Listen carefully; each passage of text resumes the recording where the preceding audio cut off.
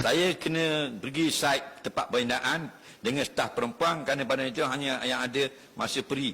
Apakah hukum keluar berduaan? Tak boleh. Kerja tak boleh. Kena ada teman.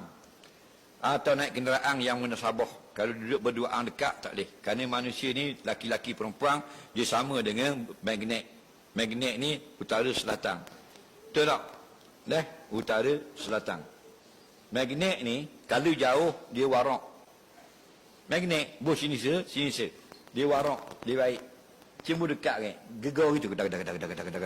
Itulah laki-laki dan perempuan. Betul tak? Kalau duduk dekat, wa kana syaitanu salisahuma, adalah syaitan orang yang ketiga. Siapa sini kalau duduk dekat apa tak berasa benda? Kalau tidak gay, mati pucuk. Betul tak?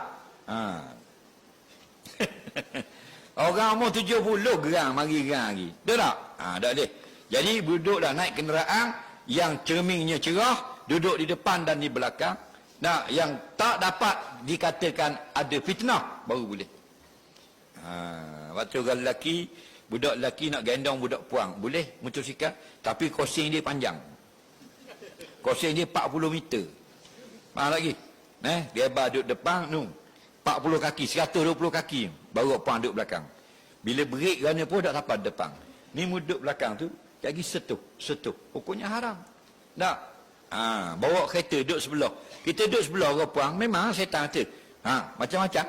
Takkan orang puang duduk sebelah, kita nak waktu bik surat Yasin. Ngaji. Gitu. Tak kan?